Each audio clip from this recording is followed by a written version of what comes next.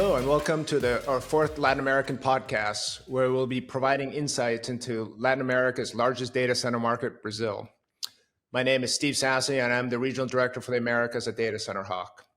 At datacenterHawk, we empower people to make better data center and real estate investment decisions. And to assist with this, we launched a series called Navigating the Latin American Data Center Market. Joining me today is my colleague and regional expert, Daniel Correia, a senior analyst based in Sao Paulo, Brazil. Daniel worked for several Brazilian data center providers doing site selection and is fast becoming a data center influencer in the region. Right, Daniel? Since Daniel is Brazilian and I'm Argentinian, we get along except during that World Cup month. But so thankfully, it only happens every 4 years. Right now, we're not in the World Cup, so we get along.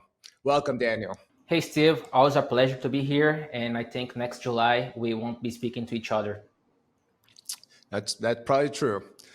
So being Brazil-based allows Daniels to do our tour sites and attend local data center conferences. In fact, just this morning, he was with the Telxius team at the Firmina Cable Landing Station in Santos.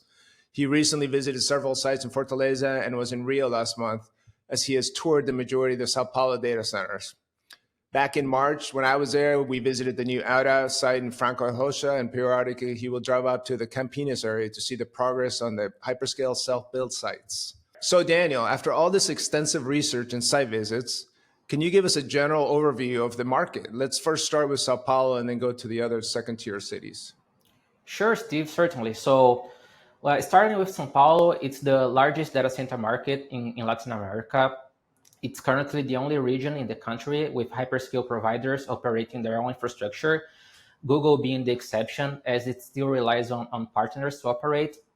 The Sao Paulo market has around 530 megawatts of commission capacity. There is an additional 100 megawatts under construction right now, and roughly 1.5 gigawatts in the planned development. And those numbers continue to rise every quarter. We can break Sao Paulo into two ecosystems, two main clusters. So one's going to be Barueri and Santana de Parnaíba, and another one's going to be the Great Campinas region. That's 100 kilometers away from downtown, and encompass cities like Sumaré, Hortolândia, and Paulínia, where is the concentration of the hyperscales such as AWS and Microsoft. About the major players here in Sao Paulo, we can name established names, known names like Scala, Senti, Equinix, Odata, but there's also new entrants such as CloudHQ and the ADA infrastructure, the ones that you mentioned. Moving from Sao Paulo and going to Rio de Janeiro, that's 500 kilometers from Sao Paulo. The market currently has around 70 megawatts of commission capacity, and there is over 400 megawatts in the pipeline, largely concentrated in the São João de Meriti area. Then we can go up to Fortaleza in the northeast. Fortaleza stands out as a connectivity hub. There is about 70 cable laying in the city. Data centers there are smaller in scale, but they play a crucial role in traffic aggregation and distribution. And finally, if we divide Brazil in the four biggest markets, we have Porto Alegre down south. Still a small market, but it has big ambitions with long-term plans that could push it past 5 gigawatts of capacity. Just this week, Tuesday, the governor announced that the Malbec cable that connects Sao Paulo to Argentina will be landing in the city in the next couple of years. And of course, the expectation is to boost demand in the region and attract even more investment to that market. We're going to have to celebrate that with a glass of Malbec, by the way. Yeah, please bring me one. Yeah, Daniel, it's amazing. I mean, Sao Paulo, as you know, is the largest market in LATAM overall. Tremendous market, probably about 40% of the Latin American market, and continues to grow. Yeah. But beyond the fact that Brazil is Latin America's largest economy, I think the state of Sao Paulo just itself is about 40% of the economy of all Latin America. What makes Brazil an attractive market for data center development and AI deployments? Brazil is a great place for data centers and AI because it has over 200 million people using more and more digital services. Brazilians love apps. We have Instagram, we love Waze, Spotify, YouTube. But not only that, the electricity here comes from clean energy, It's around 85% that comes from either hydro, solar, and wind. And of course, there is still a lot of land to build data center, especially outside the downtown Sao Paulo. But we can also say that the country has a strong fiber infrastructure. There is numerous providers offering plenty of redundancy and a wide distribution. And as I mentioned before, the Brazil hosts the majority of the cables in Latin America, and that ensures that there is fast and reliable data traffic. And on top of that, energy prices are competitive. They range from 5 to 10 cents, dollar cents per kilowatt hour, and companies can choose their power suppliers since our market is deregulated. And of course, that helps lower the cost of running large scale operations. Well, I could mention about the fresh water. Brazil has around 12% of the world's surface fresh water and about 20% of the planet groundwater. And that makes it one of the most water rich countries globally, as data centers used to cool down their systems. Wow, that's a lot of water. 20% of the planet's groundwater. That's a Yeah, lot of water. You mentioned that Brazilians like to use a lot of apps. Do you use Waze? I do. Because I think the last time we went to a data center tour, you got lost, and I don't know if you were using Waze or not, but we won't mention that. Okay. You made us a little late for our lunch. Yeah, you got hangry. Yes. Um, so up to now, one of the biggest obstacles for entering the Brazilian data center market were the high import tariffs that could probably reach up to 60%. Above the price of the equipment. Mostly here we're talking about, I would say, NVIDIA chips, but it also on other types of equipment. A few weeks ago, the Brazilian finance minister and several data center executives traveled to California to meet with some of the largest data center users and provided additional details on this effort. Can you advise listeners of what's in this legislation and the status on it? Yeah, sure. Brazil Finance Minister Fernando Haddad, he recently visited the U.S. offices of NVIDIA, Amazon, and Google to announce the Redata initiative. That's going to be a law that will be valid for 5 years and will reduce import taxes from around 60% to 2% on data center components that are not made in Brazil, which is the majority of them. So first, it was expected to bring in about $50 billion in investments to the country, but now it could go over 300 billions. And that's because the program also encourages companies to start manufacturing those components here in Brazil. And that will open new types of investments across the whole data center industry.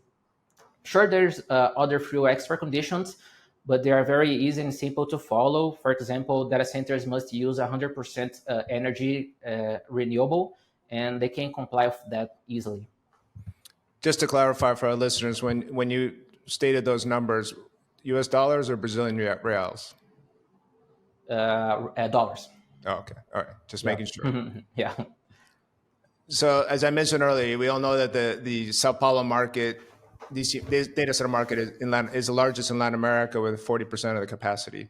Rio has had a recent growth spur, making it the fourth largest in Latin America. Both Fortaleza and Porto Alegre are becoming key secondary markets in Brazil. Can you talk about why Rio, Fortaleza, and Porto Alegre have become such key markets? Well, sure. I would say decentralization is happening all around the world. That happened in the US a few years ago, and now it's starting to see in Brazil.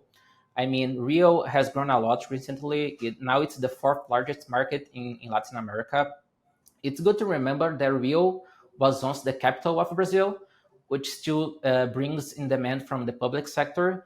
And the city is also home to financial institutions, media companies, government offices, what makes strategic to data centers to be near them. So, and about Fortaleza, it's the Brazil main hub for connectivity. It has the most submarine cables in the country and in Latin America, and that makes a key spot for international data traffic. Even though the data centers there are smaller, the market there they plays an important role in how data moves in and out of Brazil, and that's gaining attention from hyperscale looking to process service there and export it. And lastly, about Porto Alegre in southern Brazil, it's starting to get noticed for its growth potential.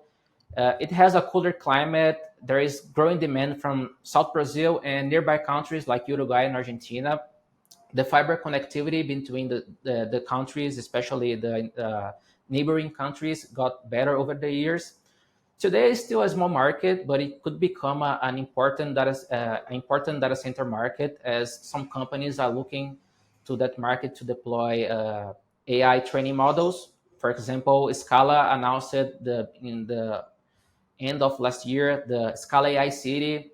Their plan, of course, is to start small with 54 megawatts, but it could expand up to 5 gigawatts.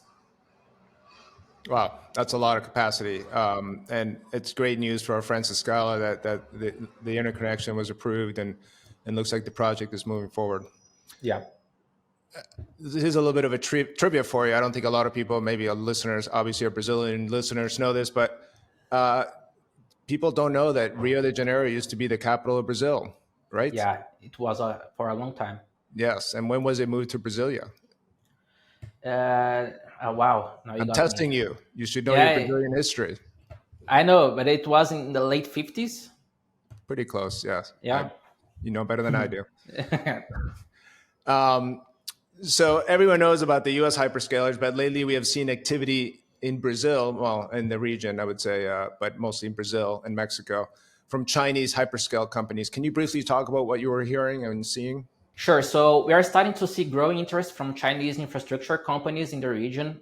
Brazil is becoming increasingly strategic from them, especially following recent geopolitical shifts in the US. Rather than deploying larger workloads in the US, companies are now looking to Brazil as an alternative. For example, TikTok. It's not confidential that they are negotiating a 200 megawatt site in Northeast Brazil near Fortaleza. But not only them, we are seeing also interest from other companies like Huawei and Alibaba. They are all evaluating opportunities in the Brazilian market right now. Yeah, it's pretty amazing. Just the interest we've seen from some of these Chinese cloud companies. We've had several calls with them, and Mexico, Brazil are key markets that they want to enter. So it's interesting for the industry, I guess. That it's not just dependent on the U.S. hyperscalers, but also on the Chinese hyperscalers as well. Yeah. So Daniel, as we come to a close, any closing thoughts on the market we did not cover? Well, I would mention that Brazil has always had what it takes to be a global data center hub. I mean, we got a strong demand, we got clean energy, we got land, we got connectivity. Of course, taxes have been a challenge, but the Redata initiative that I mentioned earlier could really change that. So we all know what drives data center growth, and Brazil now has a huge chance to take the lead. I believe that the start of AI focused developments just shows that the country now is going in the right direction. Yeah, no, I'm totally agree with you. And thank you, Daniel, for those great insights. I also believe Brazil is heading in the right direction and could eventually be a top 5 global market in digital infrastructure. Yeah. With regards to soccer, that's another story. I'm not sure if they could be top 5, but I guess we'll wait till next year to see what happens. Yeah. Thank you, everyone, for listening, and we hope this information was insightful. Join us for our next LATAM podcast next month, where we'll be covering the expanding Mexico market, and we will have a special guest with a regional Mexican expert on the podcast. Thank you very much. Thank you, everyone. Goodbye.